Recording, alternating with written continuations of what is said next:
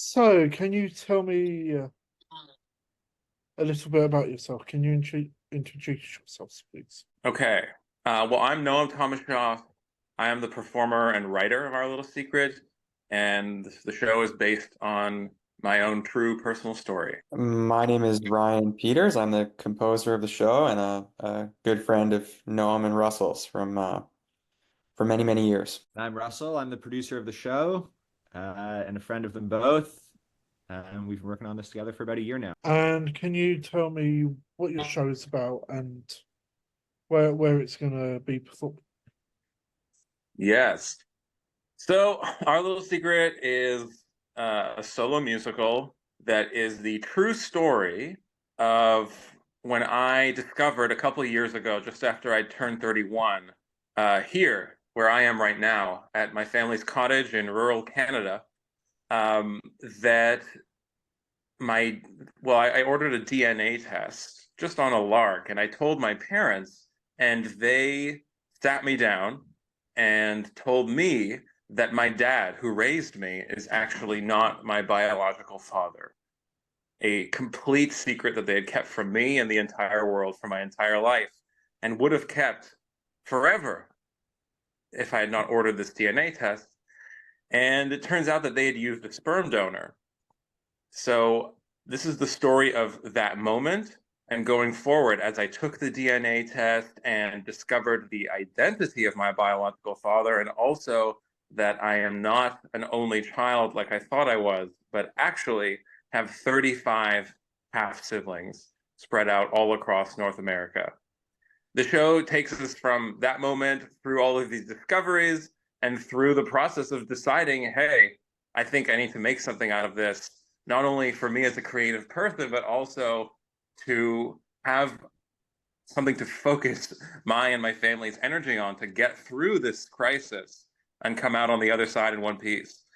So last year we started at the Toronto Fringe Festival, which was totally incredible. We sold out the entire run, and amazingly, we also won the Patrons Pick Award and the Best of Fringe Award, and we're using this momentum to take us through to Edinburgh Fringe, where we'll be performing at the Gilded Balloon at 5:30, where we're going to be there for the whole run of the festival. Wow, what a story! I really wasn't expecting a story like that. Wow. So going on Me to too. the, I do these interviews, and I don't like the word interview as such. I have these chats with people, and this is probably the most extraordinary. I'm sort of lost for words. Like, I wasn't expecting that. Not in a horrible way, but it sounds like an amazing piece of theatre. Yeah, I mean, so the thing that's been really cool is, like, Ryan, Russell, and I, we've been our whole friendship that started around 20 years ago is based around musical theater. Like, Ryan plays the piano, Ryan plays everything.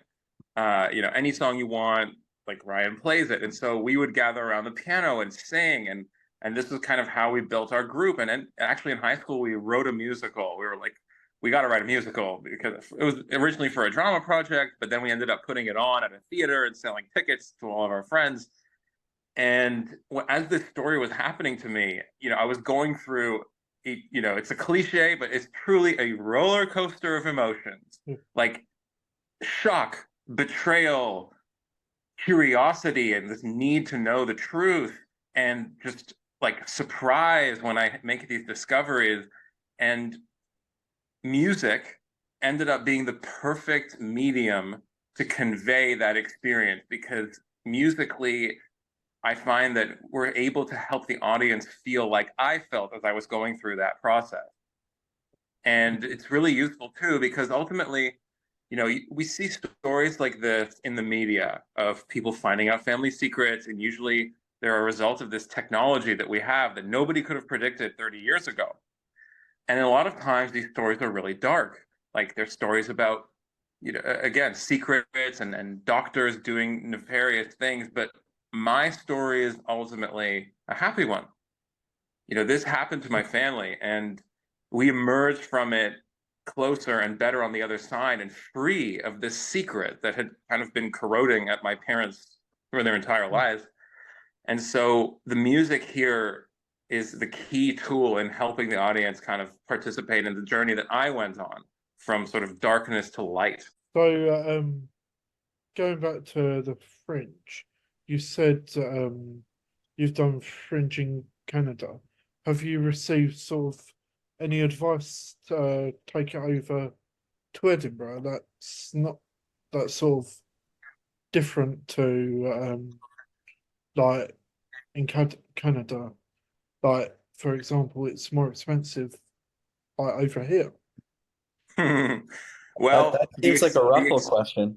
yeah, we didn't need advice to hear that it was going to be so expensive, because this was something that became obvious to us immediately as we started to look into everything.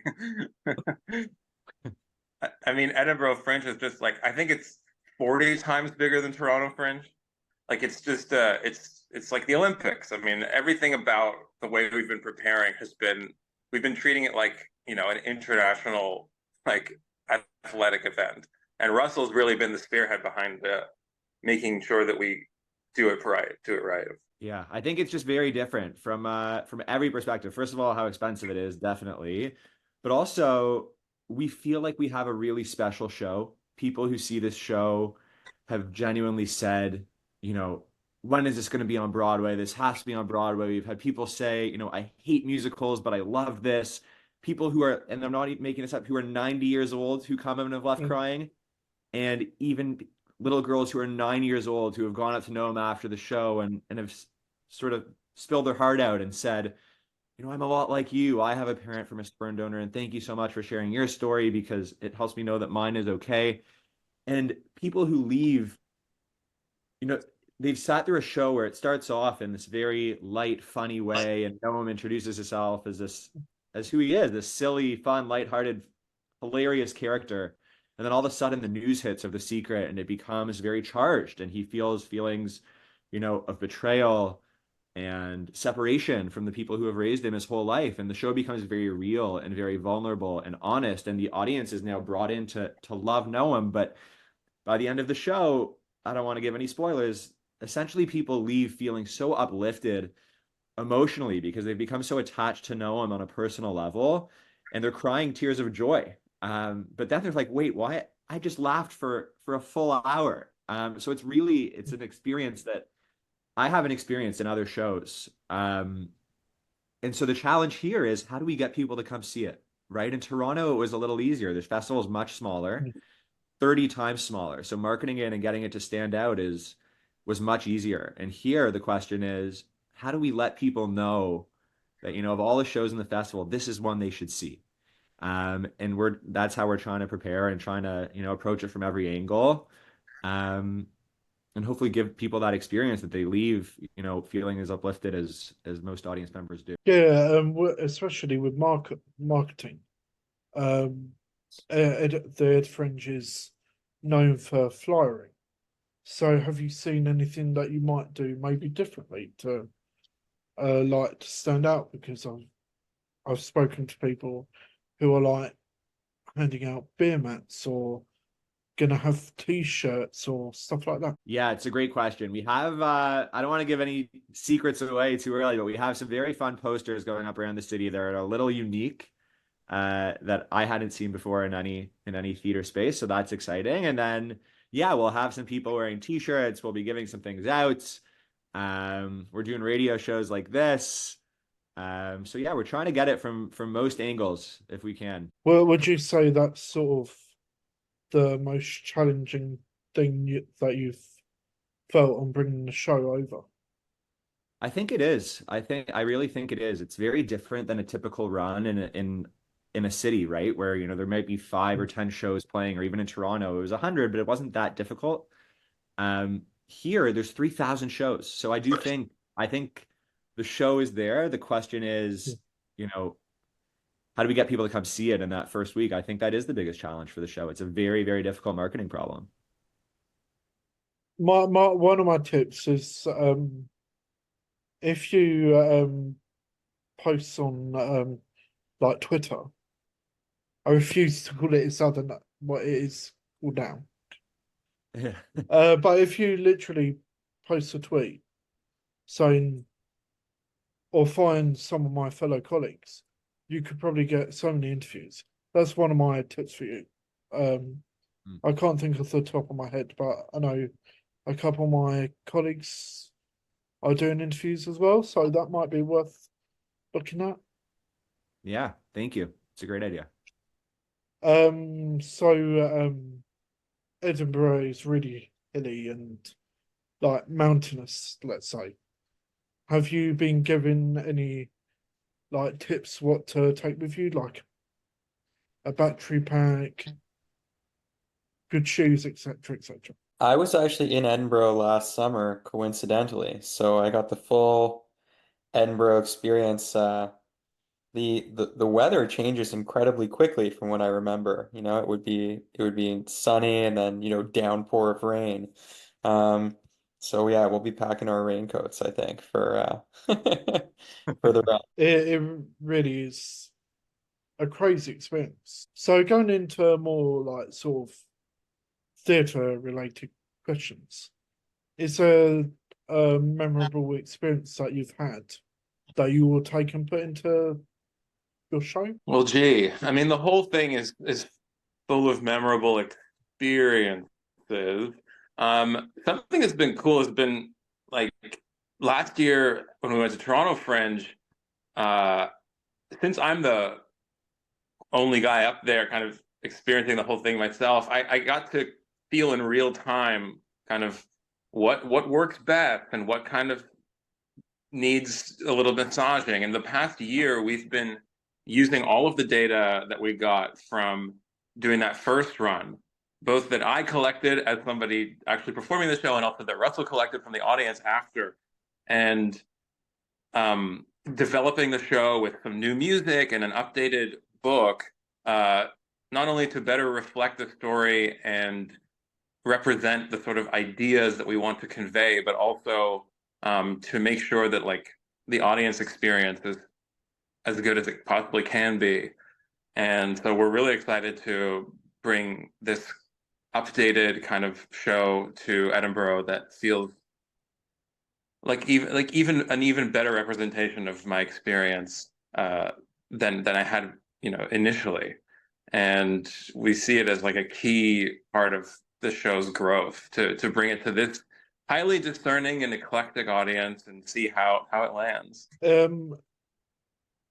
Is there sort of anyone that you've sort of taken inspiration from for your work, sort of thing, and that you've sort of taken and said, I like that, I'm going to put part of that in, or I'm going to like say influence on the score or something like that? I think Yeah. musically, you want to take it, Noam? No. I think musically you can hear like a lot of inspiration. People who come see the show um, feel and hear different musical genres. There's one song that that feels almost come from away and that sort of like Celtic Irish style music. But then the song before it feels like brass big band, Chicago style. So I think you can definitely hear the musical influences along the way. I'm sure, Noam, you have some more theatrical influences in terms of like the medium of the show and your vision artistically.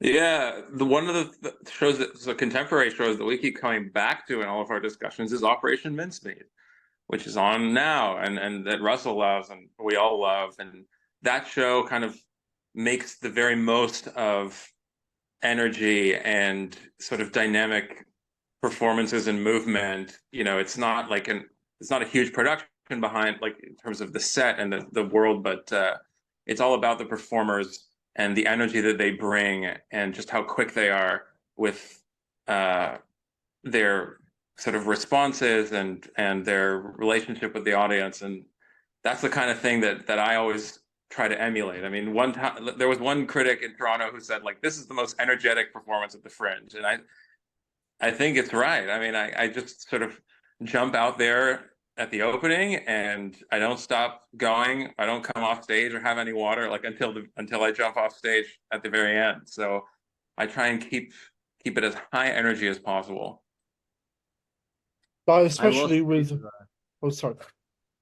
oh, no problem. I was just going to add, I think if you speak to the audience, they'll say, as much as there's inspiration from others, the show and Noam's performance in particular is so unique in that usually you either go see a comedy and you're laughing and it's light, or you go see an emotional, provocative piece.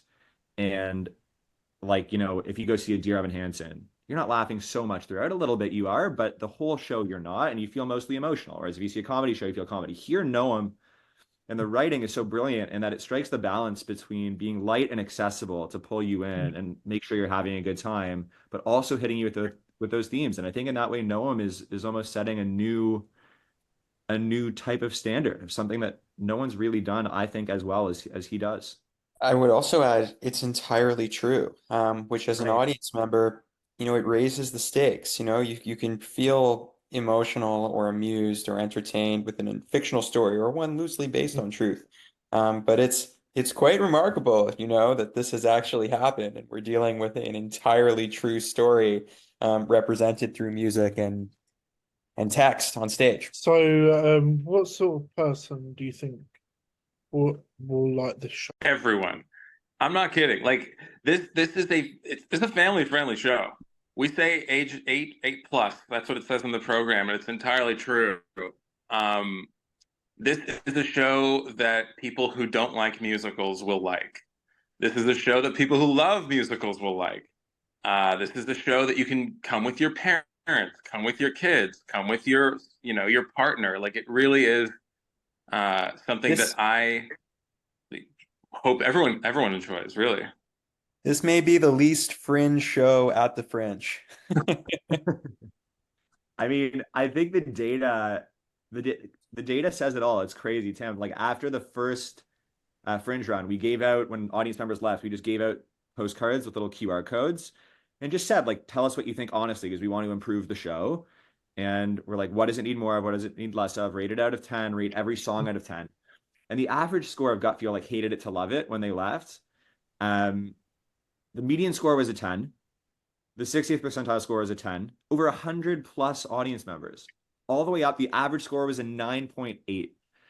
I think the 80th percentile score or 70th was also a 10. Everyone was giving it a 10. And if it wasn't, it was like a 9. So it was really, and these are audience members who were like from truly like 9 to 90. So it's one of those shows that we hope people can see because we just know they'll love it. And like you said, the biggest challenge is getting people in the door. So what would you say your ultimate dream is for this show? Like especially in Edinburgh. We've got Mischief Theatre who done The Play That Goes Wrong. We've also got Six. We've also got a number of other shows that have gone on to do amazingly. So what would you say your goals are? Like maybe not like ridiculous goals to start off, but what would be your absolute dream? Noam, you want to take it?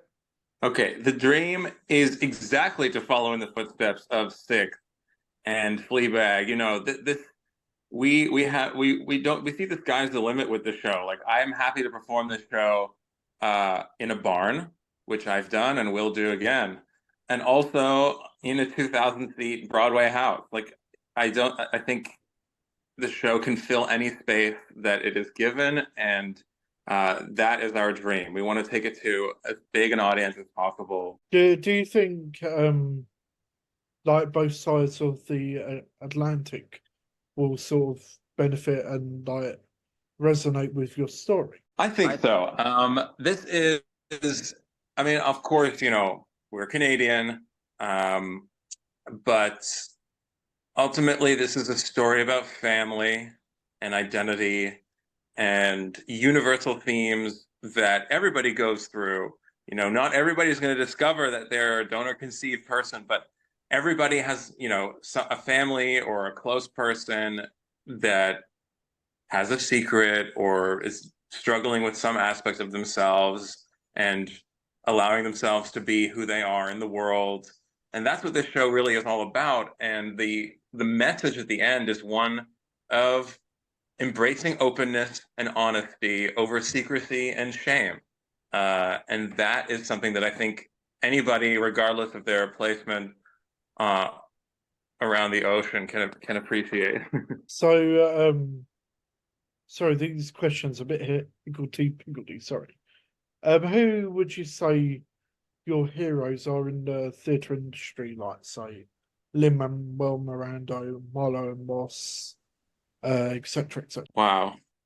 I've always been, I grew up, and it's kind of theater, but I grew up with John Cleese. My sort of formative, like, entertainment experience as a kid was watching Fawlty Towers with my dad.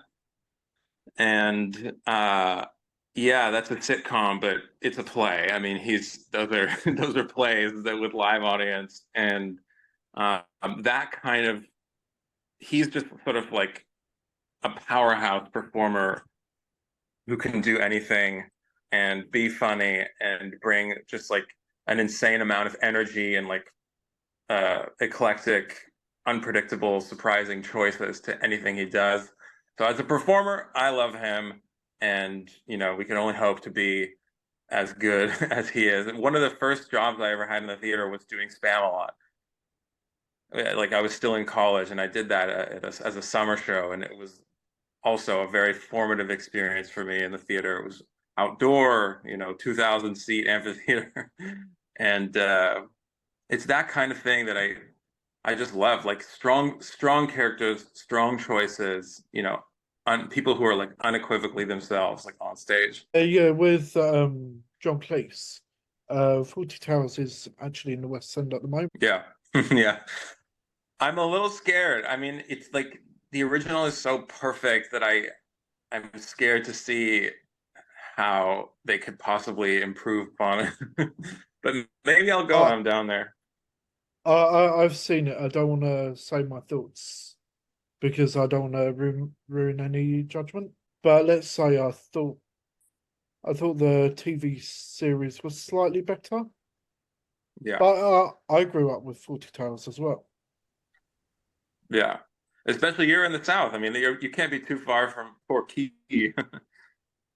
No, so I'm actually in Kent. I'm not far from like Dover to go over to France. So I'm at Torquay, sort of further down Okay. that way.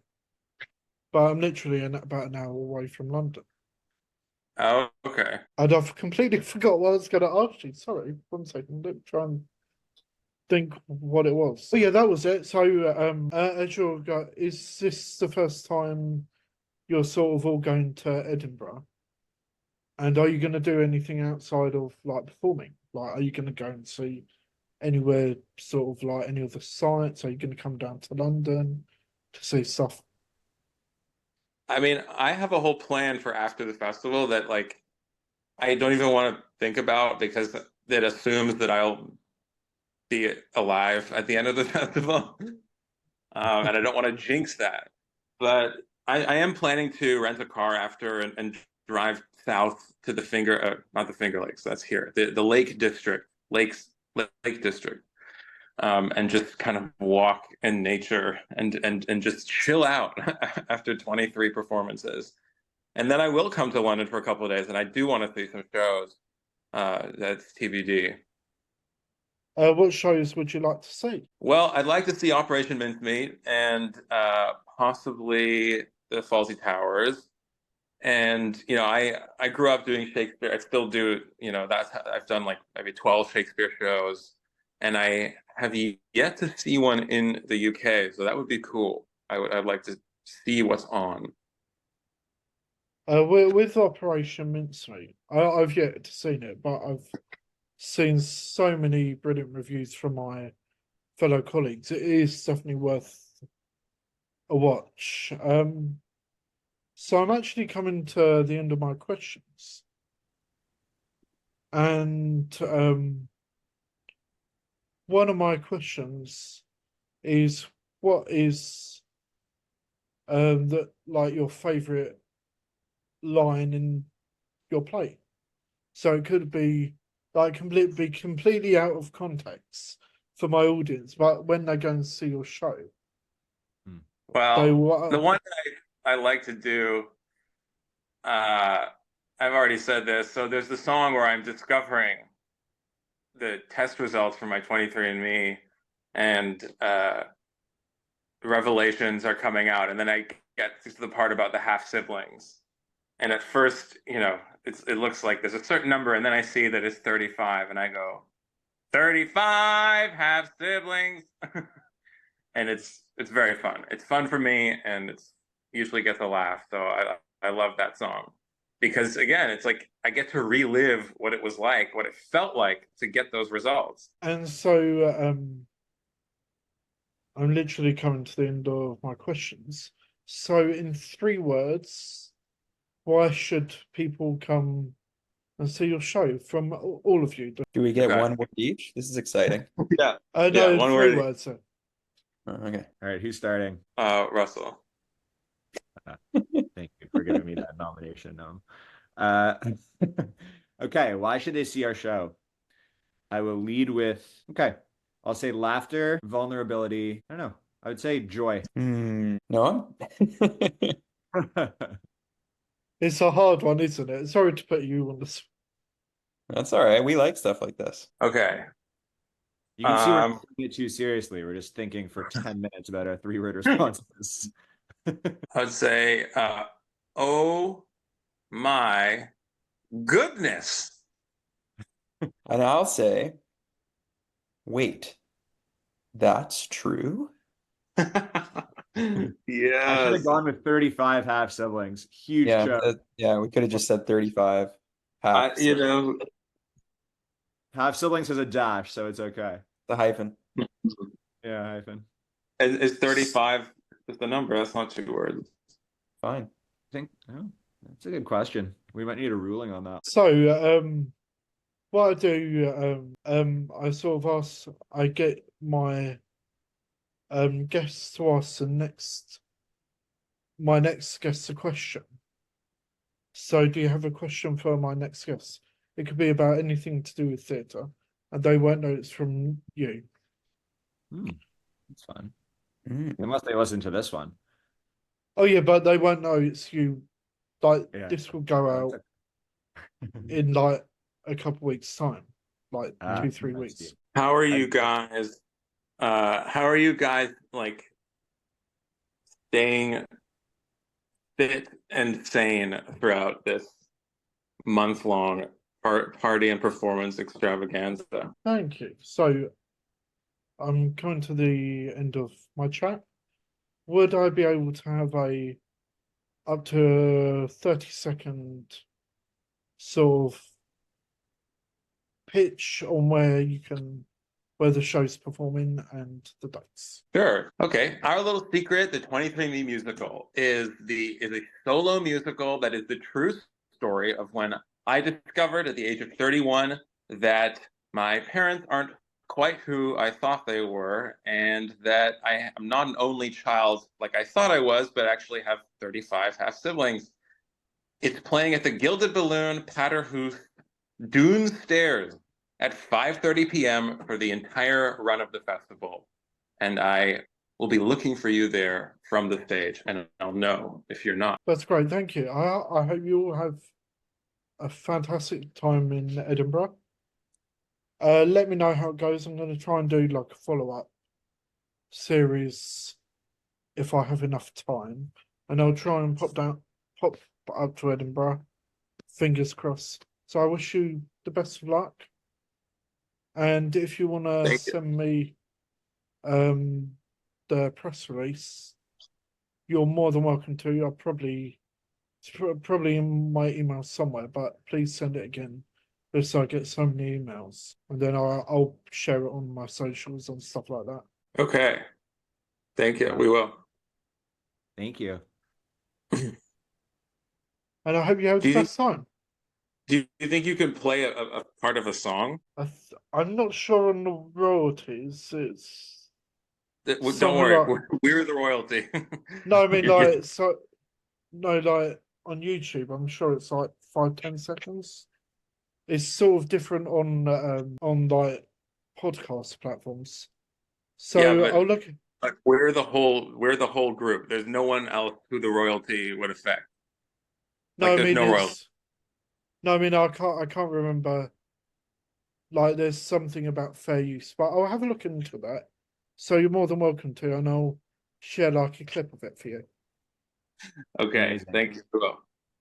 But Thank you. enjoy the rest of your day.